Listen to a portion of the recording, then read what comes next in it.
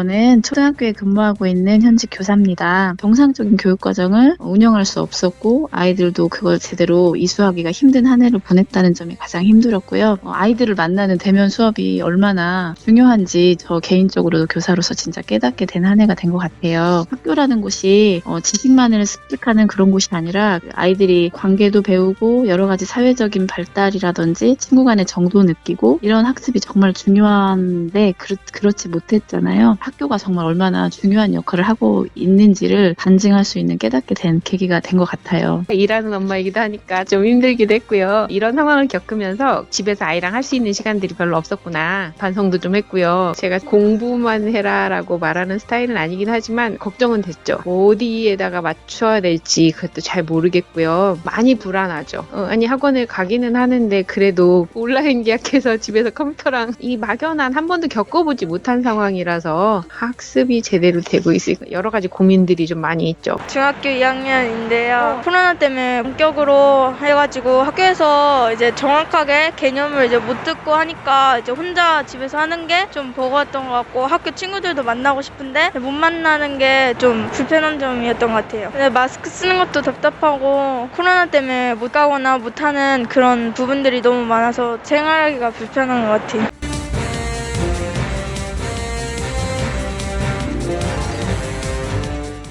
페트롤전북 청취자 여러분, 새해 복 많이 받으십시오. 안녕하십니까, 함윤호입니다.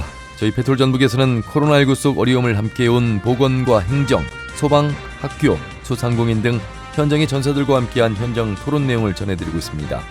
코로나19로 학교 현장 역시 많은 변화가 있었죠. 지난 1년을 돌아보고 코로나19 시대 학교 교육이 나아갈 방향에 대해서 허심탄회한 이야기들도 오고 갔습니다. 페트롤전북 멍석 토론 코로나19 현장의 전사들 함께 들어보시죠. 아무래도 추천 교감 선생님 3월 2일에 아이들이 학교에 오지 않는 그런 일이 일어났다라는 말씀으로 충격을 주셨습니다. 또 충격을 느끼셨고 상당히 많이 당황스러우셨을 텐데 글쎄요, 이렇게 가면 봄 3월 개학날에도 지난 한 해 시작과 같은 일이 또 벌어질까요? 걱정 많이 하시겠습니다. 그렇죠. 그런데 이건 전혀 예측할 수 없는 일이라 일단은 상황을 지켜보고 있습니다. 아무래도 학교에 가지 않으면 학생들은 좋아할 수 있겠습니다만 학부모 입장에서 맞벌이를 하고 아이를 돌볼 수 없는 그런 상황에 처한 분들, 물론 학교에 이제 전담 돌봄사가 계시긴 합니다만 그분들은 원래 이제 오후에만 이렇게 좀 봐주시는 분들이시고 그래서 이제 긴급 돌봄까지 펼쳐지는 경우가 펼쳐졌습니다. 학부모님들 걱정 많이 하시잖아요. 그렇죠. 사실 아이들이 학교에 가지 않고 일단 비대면 수업을 많이 하잖아요. 그럼 과연 비대면 수업이 아이들 학습에 또 아이들의 성장과 또 아이들의 삶에 얼마나 의미 있는 또 중요한 영향을 미치는지를 사실 우리는 검증을 못 해봤거든요. 물론 노력은 하고는 있지만 그런 맥락에서 굉장히 좀 불안하기도 하고 또 실제로 그걸 옆에서 지켜보고 있던 학부모님들 굉장히 걱정이 많으시죠. 그런데 사실 좀 더 큰 문제는 좀 다른 데 있습니다. 뭐냐면 선생님들이 아이들을 만나는 과정에 있어서 특히 올해 아이들이 학교 오지 않는 그 약간의 그런 공백이라든가 그런 학습의 결손 이 부분에 있어서 굉장히 많은 어려움을 호소하고 있습니다. 특히 학습의 어떤 안정감, 또 학습 태도의 문제 이런 것들은 사실 눈으로는 쉽게 볼 수는 없어요. 그리고 바로 체감할 수는 없지만 이 아이들이 좀씩 성장하면서 저는 그런 악영향은 금방 앞에서 말씀하신 그런 실질적인 직접적인 피해 못지않게 굉장히 클 거라고 생각합니다.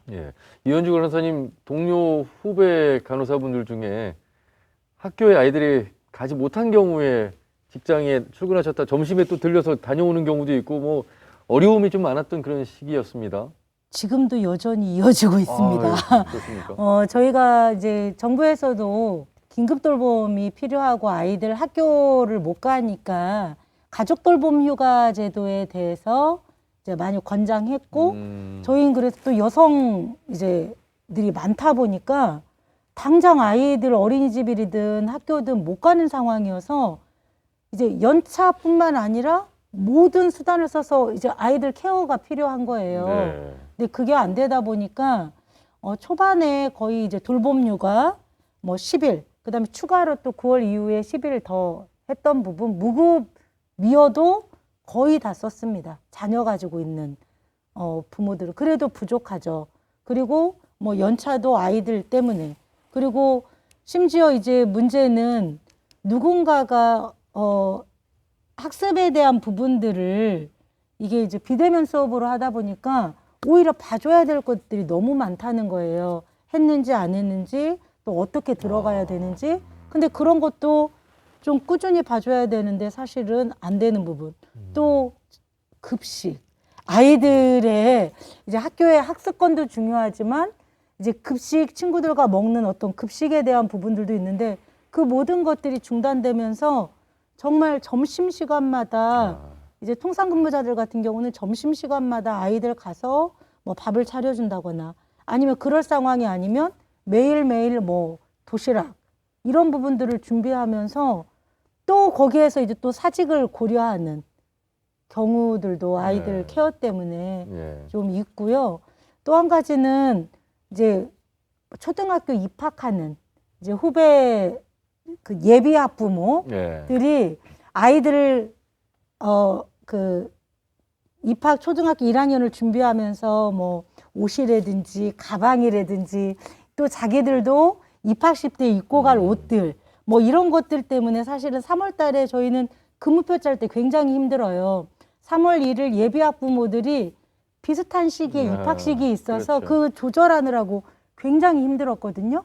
근데 갑자기 코로나 사태가 나면서 아이도 학교를 못 가보고 아이들 책가방조차도 오픈 못하고 이런 경우들이 많아서 실질적으로 특히 이제 뭐 새롭게 입학하는 초등학교 1학년 또 중학교 1학년 고등학교 1학년 이 학생들도 문제지만 그에 또 상응해서 맞춰줘야 할 학부모 입장에서는 직장 때문에 제대로 케어를 못하는 경우들이 굉장히 많고요. 지금도 연장선상에 있습니다. 지금 여기 같은 경우는 또 행복한 거예요.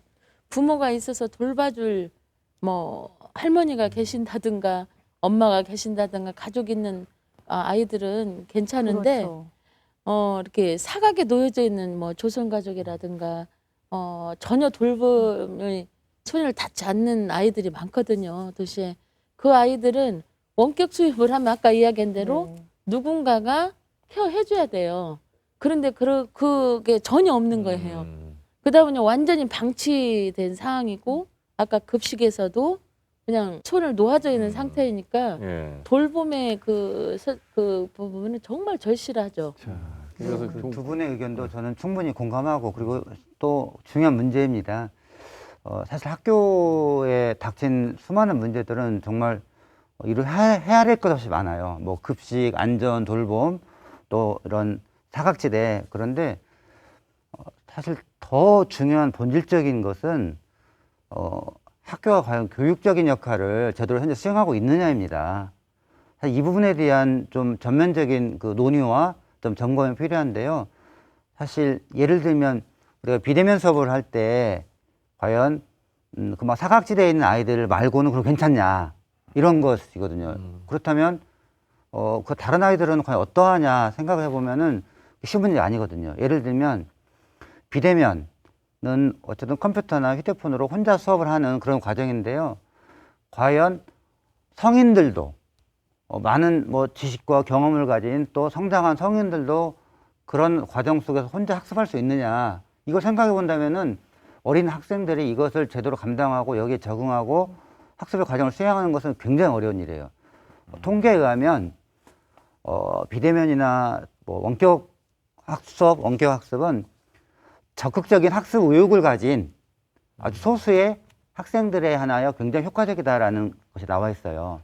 그런데 우리나라는 이런 부득이한 상황 속에서 전면적인 원격 수업과 그런 것들을 진행하고 있는데 이 부분들에 대한 점검과 보완이 필요하고 이걸 뒤집어 본다면 가급적이면 학교에 아이들이 많이 나올 수 있도록 최대한의 그런 정책 방향을 맞춰가는 게 중요하다는 거죠.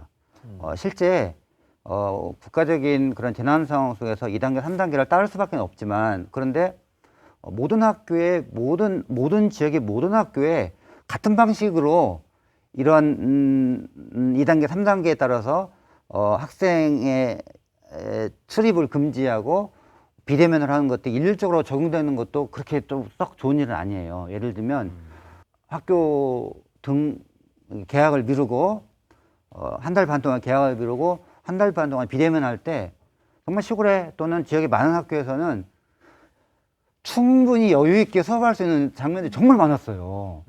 심지어는 한 교실에 몇 명 안 되는 교실도 많았고 뭐 몇십 명 안 되는 학교도 굉장히 많았거든요. 근데 그런 학교들조차 모든 학교가 국가적인 재난이긴 하지만 예. 동일한 기준과 동일한 방식으로 셧다운되는 이런 방식이 과연 옳으냐에 대한 좀 점검이 필요할 것 같고, 저는 그래서 큰 방향, 즉 학교가 제 기능을 할 수 있도록 필요한 지원을 해주면서 동시에 아이들이 최대한 학교에 나와 선생님을 많이 만나고 그 예. 과정에서 관계와 만남의 그런 장면을 최대한 노출 많이 시켜주고 그 과정에 선한 영향을 서로 미칠 수 있도록 하는 게 좋겠다는 생각을 합니다. 그래서 아마 우리 추창훈 교감 선생님께서 쓰신 책이 로컬이 미래다라는 책인데 역시 수도권의 학교 상황과 예. 또 지금 선생님이 계시는 완주 소양의 예. 상황은 완전히 다릅니다. 그렇죠? 그렇죠. 그렇기 때문에 일률적으로 사회적 거리두기 2단계, 3단계에 맞춰서 똑같이 비대면으로 갈 것이냐, 그렇지 예. 않을 것이다라는 예. 속에서 어떤 로컬이 가지고 있는 특성을 고려한 교육, 예. 차별화 예. 이런 부분 속에서 미래가 있을 수 있다 이런 말씀이신데 맞습니다. 예, 좀 더 깊이 있게 좀 들어보도록 하겠습니다. 그 코로나19가 우리 사회에 전반적인 영향을 끼쳤지만 학교에도 끼친 영향이 바로 이제 비대면 원격 교육과 그 다음에 만남을 최소화하는 뭐 이러한 영향인데요. 사실 이건 굉장히 학교로는 당혹스러웠습니다. 왜냐하면 새로운 교육의 소위 말하는 혁신 교육과 뭐 미래 교육의 큰 방향은 아이들이 협력하여 모둠을 만들고 협력하여 함께 토론하고 함께 문제를 해결하는 이런 학습과 또 이런 교육 과정을 굉장히 중시했는데 학교에서 이런 것들이 굉장히 어렵게 되는 상황인 거예요. 일단 만남 자체가 어려워지다 보니까. 그래서 가급적 학교에서도 거리를 두고 가급적 이렇게 좀 개별 학습을 많이 강조했는데요. 이런 부분들은 학교가 극복하고 또 이제 짚고 앞으로 좀 보완을 해 나갈 부분인데요. 그런데 코로나19 속에서 그러면 모든 학교가 동시에 멈춰서야 되느냐, 이건 아니지 않습니까? 그래서 저는 이걸 극복할 수 있는 대안이 저는 로컬에 있다, 또 마을과 지역에 있다, 현장에 있다고 보는데요. 그 문제를 좀 말씀을 드리겠습니다. 잘 아시는 것처럼 우리나라 아이들의 많은 비율은 대부분 서울에 있는 좋은 학교에, 좋은 대학에 가서 또 좋은 직업을 가지기를 원합니다. 이건 아이들도 그렇지만 부모들도 그렇죠. 아마 여기 계신 선생님들도 많이 그러실 텐데요. 그런데 실제로 그런 두세 가지 꿈을 이룬, 동시에 꿈을 이룬 아이들이 얼마나 될까요? 서울에서 좋은 대학을 다니고 좋은 직업을 가지고 서울에서 살아가는, 저는 많지 않다고 봅니다.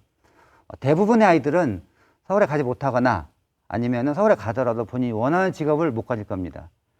이렇게 본다면 대부분의 아이들은 지역에서 살아가거나 또 지역에서 이렇게 살고 있는 방식의 삶을 살 거라는 거죠.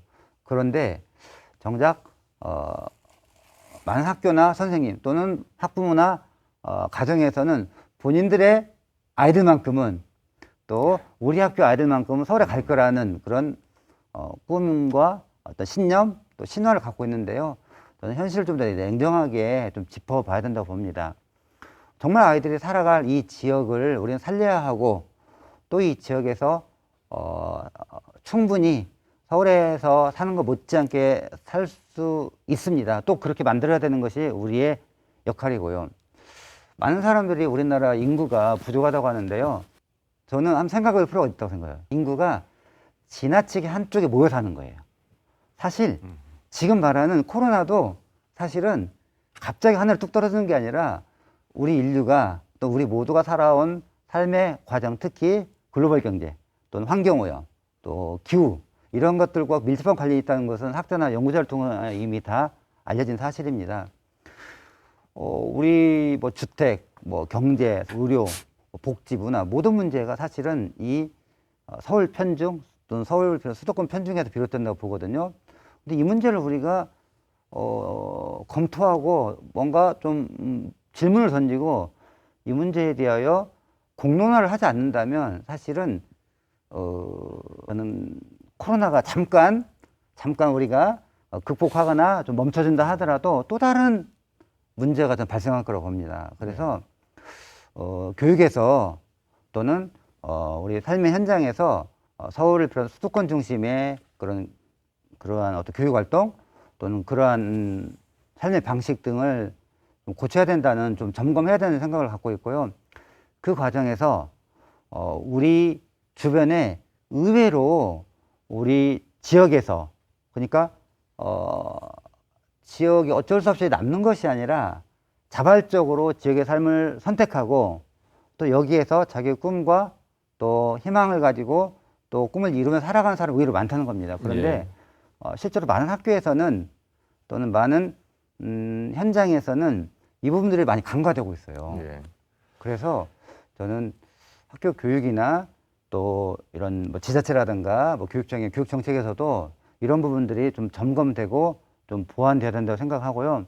너무 학교가 과밀한 거 아닌가. 그러니까 학생 수뿐만 아니라 왜 요즘에 이렇게 왜 작은 학교들을 우리가 폐교시키고 했던 것들이 어찌 보면 오히려 그 지역에 작고 적은 학교들이 운영됐다라고 하면 아까 말씀하신 것처럼 맞아요. 이런 수업들도 가능하지 않을까? 그리고 학교의 숫자들이나 학급 아이들이 너무 많으니까 그 학년별로 또 뭐 일주일에 한 번씩 학년별로 나눠서 가더라고요. 학교에 이제 밀집도를 좀 줄이기 위해서. 그게 지금 전주 큰 학교는 지금 대부분 그래요. 네, 저희 3분의 군산도 그러거든요. 네. 군산도 이제 밀집을 줄이기 위해서 뭐 1학년, 3학년은 월수, 뭐 3학년, 4학년은 수목, 뭐 이런 식으로 해서 일주일에 2번, 1번 이렇게 가더라고요. 그래서 이제 저희들끼리 얘기한 거는 그럼 이번 기회에 좀 과밀한 학교들을 다시 한번 배분하고 학급에 아이들 뭐 30명 이상 있는 학급 수를 좀 조절을 해서 이게 어느 순간 이 바이러스 시대가 우리하고 함께 한다라고 하면 이게 학교 교육 현장도 좀 과밀함을 좀 풀어줘야 되는 거 아니냐. 이제 저희들끼리 막 이제 얘기하다 보면 그런 얘기들을 하는데 혹시 그게 또 아니, 교육 어쩌면 현장에서는 그렇게 고민이 우리랑 생각이 되고 있지 같으신지. 않나요? 예, 왜냐하면 사실은 그게 답이에요. 왜냐하면 학교가 더 작아져야 되고 더 아이들이 더 만날 수 있는 그런 관계를 좀 복원해야 된다는 것이 사실은 이게 역설적인 증명이거든요.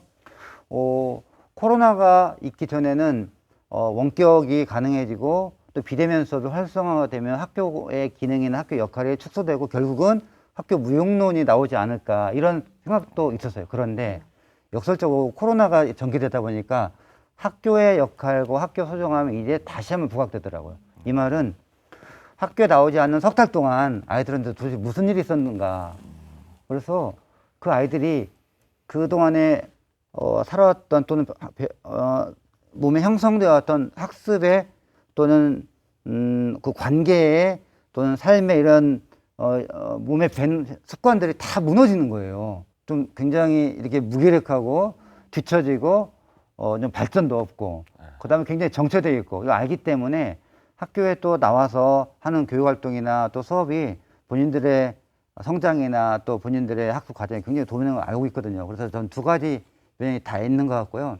코로나가 끝나더라도 이 부분은 반드시 짚고 넘어가야 될 것 같다는 생각을 해요. 아무래도 적은 수의 아이들을 만나면 선생님 1인당 그러면 아무래도 수업이라든가 생활교육에 있어서 달라질 거 아니에요. 그러면 그런 학교 교육과정이나 그런 교육의 방향들이 이제 지지를 받게 되겠죠. 알려지면서. 그러면은 큰 학교에서 이 학교에 보낼 수 있는 그런 어떤 법적인 그런 것을 보장해 주는 거죠. 현재는 주도제 학교로 갈 수밖에 없는 거예요. 의무교육이라. 이걸 보완할 수 있는 방식은 도심에 있는 작은 학교 또는 인근의 우리 완주의 소양면에 있는 작은 학교를 선택해서 갈 수 있도록 그런 것들을 우리가 법적인 그런 제도적인 보완책을 마련한다면 작은 학교와 큰 학교가 동시에 할 수 있는 거예요.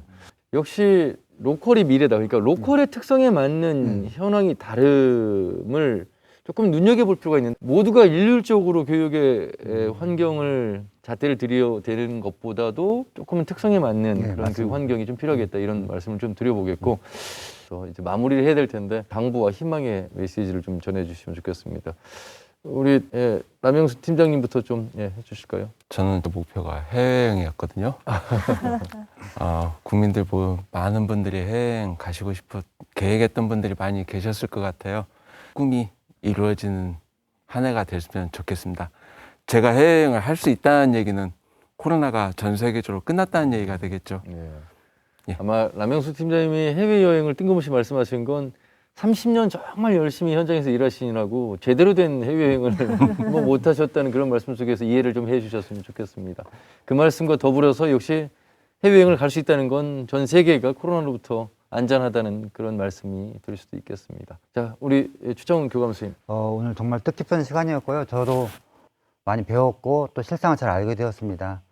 학교가 더 분발하고 더 노력해야겠다는 생각을 해봅니다. 학교에서 가능한 방법을 동원하여 최대한 가르치고 또 성장할 수 있도록 또 그 과정을 만들어가고 있습니다. 고맙습니다. 맞습니다. 정명래 회장님. 지금은 굉장히 힘든 시기이고 3,400여 우리 소상인들이 22% 정도가 이미 폐업을 했고 50% 정도가 폐업을 생각하고 있는 실정이지만 오늘 뭐 많은 분들이 느꼈겠지만 이렇게 소방부터 저희 국민들을 지키고 있는 많은 분들이 불을 끄지 않고 정말 노력하고 있는 이 모습에 저희도 희망을 갖고 저희들이 기본적인 방역 수칙만 잘 지킨다고 하면 분명 저희들은 이겨내리라고 생각을 하고요. 저희 그 꽁꽁 얼어붙은 이 경기가 다시 활성화될 수 있는 그날을 그런 한 해였으면 합니다. 감사합니다. 고맙습니다. 우리 군산의료원의 이현주 선생님. 네, 이번 코로나 사태 때문에 많은 정말 그 곳곳에 있는 분들이 다 힘들고 하지만 서로 간에 위로하면서 격려하고 또 덕분에라는 서로 응원을 해주시는 힘 때문에 또 유지하는 것 같아요. 실질적으로 지방의료원이 우리 도내에 군산의료원, 남원의료원, 지방의료원으로서의 역할을 지금 최선을 다해서 하고 있습니다. 당연했던 일상으로 돌아갈 수 있도록 되지 않을까 합니다. 그래서 오늘도 열심히 저희 할 거고요.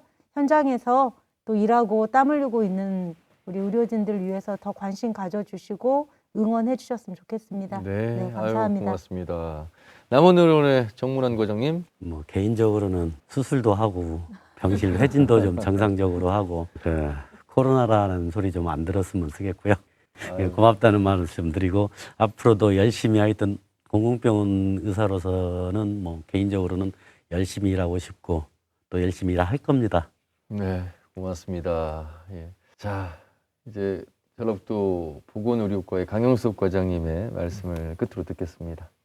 함께 하면서 이제 뭐 순간적인 어떤 뭐 방역 대책이라든지 그런 내용으로 극복할 수 있는 게 아니라 우리가 함께 하면서 문화로 뭔가 우리가 좀 바꾸고 정착을 해서 이겨낼 수 있는 뭐 공존이라고 볼 수도 있겠죠. 함께 하면서 이겨낼 수 있는 그 문화적인 변화가 필요하겠다. 그런 내용으로 받아들여야 되는 상황이라고 보고요. 또 서로를 뭐 불신하면서 그런 내용 말고 길게 보고 서로 신뢰하면서 우리가 어떤 문화로 이전 문화와 좀 달리 받아들이고 정착시키면서 이 상황을 맞이해야 될지에 대해서 조금 잔잔한 고민을 하면서 나만 바라보지 말고 주변에 다른 분들을 바라보면서 새해를 맞이한다면 뭐 지금보다 확실히 좀 다른 상황이 우리 앞에 놓여질 거라고 생각을 합니다. 네, 참 멍석토론 코로나19 현장의 전사들이라는 주제로 기획을 하자고 제가 저희 작가와 함께 회의를 했을 때 어떤 이야기들이 나올까, 또 내지는 힘들었던 한 해 이야기들만 나오면 안 될 텐데, 그런데 6분의 말씀을 들으면서 참 따뜻함이 있고요. 그리고 개인의 삶에 대해서도 다시 생각해 보게 되는 계기, 또 가족을 생각하고 이웃을 생각하는 그런 계기가 한 번이라도 있었던 것일까? 우리가 그 문명의 발전 속에서 뒤처지지 않으려고 경제 활동을 하고 직장 생활 속에서의 경쟁 체제 속에서만 살아온, 물론 이건 비단 저만의 이야기는 아니겠습니다만 이제는 조금 천천히 가야 되겠다는 생각, 어떤 여유가 그동안에 없었던 이 세상에 코로나가 우리의 건강을 위협하는 아주 나쁜 존재이기도 하지만, 그런 바이러스이기도 하지만 다시 한번 우리 일상을 돌이켜볼 수 있는 그 계기의 바이러스이기도 하겠다는 생각이 들었습니다.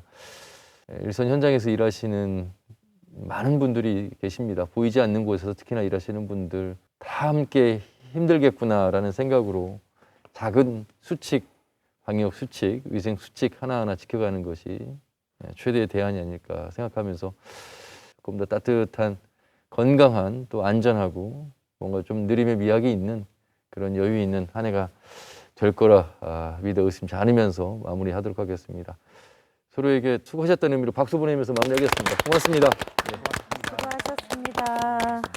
코로나가 없어지면 저는 우선은 막 못 만나고 막 랜선으로 만나고 요즘에는 그러거든요. 뭐 줌이나 이런 걸 통해 가지고 만나는 거 말고 서로 이렇게 부딪히고 서로 얼굴 보면서 얘기하고 싶고, 그리고 저뿐만 아니라 모든 사람들이 다 생계를 많이 걱정하시잖아요. 그래서 그런 생계적인 부분에서도 걱정 없이 쓸 수 있는 그런 세상이 왔으면 좋겠습니다. 옛날처럼 마스크 없는 세상이 빨리 왔으면 좋겠습니다. 일단 마스크 쓰는 것 자체가 일단은 불편하고, 마스크 없는 세상이 와서 빨리 다 같이 이제 또 파티도 하고 그런 세상이 왔으면 좋겠습니다. 원래 코로나가 아니었으면 올해 초부터 계획 다 세워서 친구들이랑 꼭 가려 했는데, 계획도 세우기 전에 코로나가 터져서 아직 해외여행을 한 번도 못 가봤어요. 해외여행 가고 싶습니다.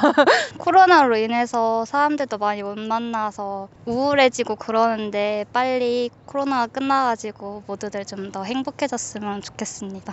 일단 마스크 빼고 그 마지막 대학 생활을 좀 축제도 즐기고 싶고 친구들도 만나면서 이렇게 보내고 싶다는 생각이 들었어요. 코로나로 장사도 어려웠으니까 좀 대박 났으면 좋겠어요. 페트롤 전북 멍석 토론 코로나19 현장의 전사들, 이렇게 해서 5일간 현장 토론 내용을 전해드렸습니다. 희망 가득한 새해 맞이하시기 바라면서 페트롤 전북 멍석 토론 특집은 여기서 마무리합니다. 다음 주 월요일 새로운 모습으로 인사드리겠습니다. 함윤혜였습니다. 고맙습니다.